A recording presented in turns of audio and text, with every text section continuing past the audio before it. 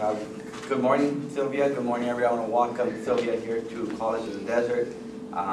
This great opportunity here to introduce a great figure and staple within the community of Coachella about the education opportunities for our youth, about the struggles that we have here for our youth in Coachella, and how can we move and how can we grow and go forward with what are the issues that are facing our youth here in Coachella. So I want to have this opportunity here to introduce Sylvia Montenegro, a great prominent, great figure here in Coachella, and want to say a little bit about yourself and.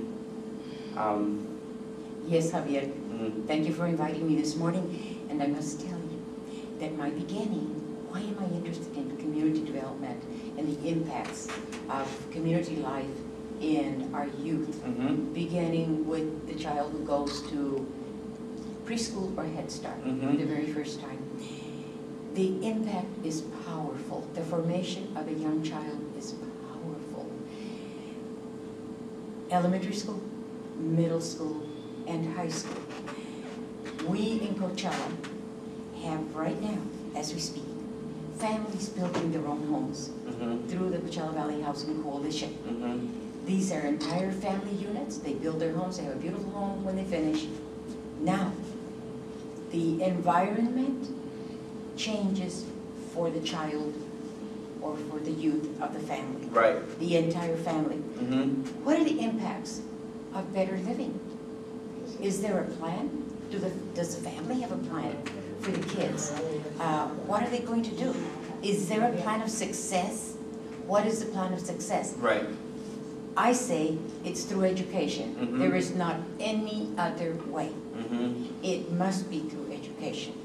And why do I say that? My early studies for Head Start through President Lyndon Baines Johnson's program, War and Poverty, back in '64. Wow. Yes, I became involved with the Head Start program. And of course, at that point, I learned in early childhood education, what happens before 5 years is the formation of the child for a lifetime. So I want to ask you this question, Sylvia, then.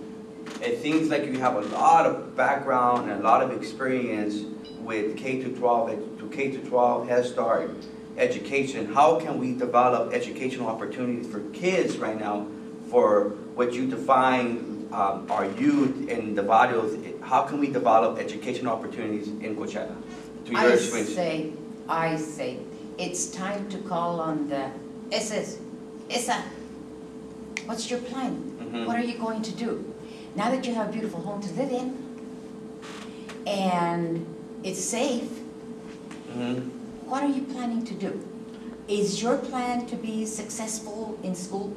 Are you going to be a cooperative, participating student? Can you agree that, would you agree though, that a lot of the, if you say SS and SS, what is your plan? It comes from being self-responsible, being self-efficacy, being the self-fuel, taking that initiative from our homes, and really, the person inside. You know what I mean? And what's your plan? Or how do we make that connection there? How do we set goals and objectives? Right. For the developing person? And of course, we develop throughout our life. From crib to death, we are developing. But in the case of the young person, our Esas right now and our Esas in Coachella, what's the plan? Is the plan to be successful? Is the plan to get the best possible grades? Right. Is the plan already to continue education? What is out there in the world? And I have to stop and think, what are we really offering? What are the alternatives? How do we engage?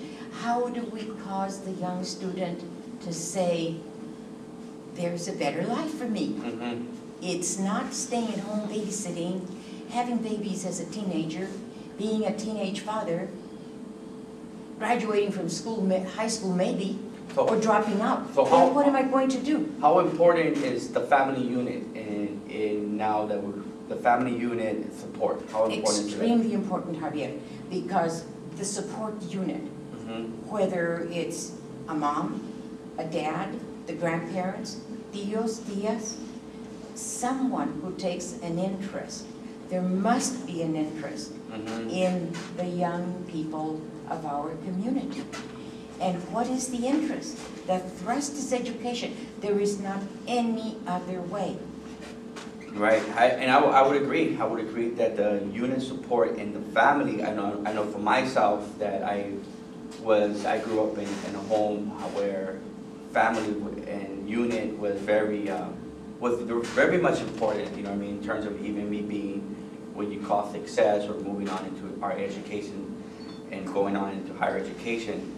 But the family support, the unit, is what really, it's what really kind of just, you have some type of support there that you can say, I can go forward, I can continue to go on, and you have that family support to support you to continue to go on. So I would agree with you on that. I think that the family support is very important for our youth and growing and continue to go on with their education, is supporting that structure, family unit structure.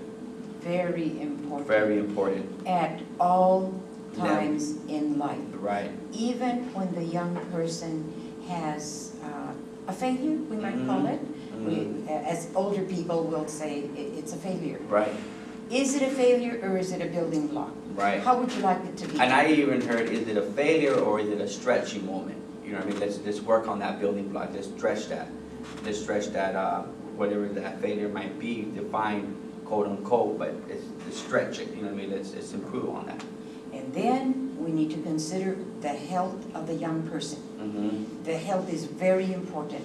When living conditions have improved, then what are we offering to young people to care for their health? Let me stop you there for a moment. I know that you are working now trying to define what is an essay and an essay. Can you explain to me or to the audience here what is an essay? What is an essay and what, kind of define all that word's being thrown up a lot. Can you define that and where you're going with that now? An essay, a person, anonymous, essay, esa. Of course, in our community, in our culture, when we hear the word esa, we say it has a negative connotation. Right. It's not nice. That means that you're throwing that young person into anonymity. Right. That person doesn't have identification. They're not successful. They're not a successful person, the essay or the esa. And then it has a connotation of gang affiliation, perhaps. Or it has a connotation of a person who simply has no success. They're not being successful. They don't have direction. Then our role then is to help to establish goals and objectives for our young people at a very early age. Right. It's interesting that you say that, because I just had a conversation with an individual about what is an essay, and originally the natural thought that comes to my head is that negative derogatory term about, I heard that word growing up in the barrio of Coachella, hey, essay, hey, homes, alright, and automatically you think like, anonymous, whatever, it's derogatory term, and now I kind of see it as a stage of growing out of that, and going into some type of direction and having an identity and, what is an essay, where am I at? So it is that growing stage of what are we going to do, what are we going to do? Yes, and as responsible adults in community, I am a grandmother. I'm a great-grandmother. I consider that I have a powerful role. Right. If I wish to have a powerful role. Or I can just take a back seat and be la nana. But I don't like to be nana. There is much to do in this world. And to help our young students, to help the young person develop, then we need to take a proactive role as adults in community. Proactive.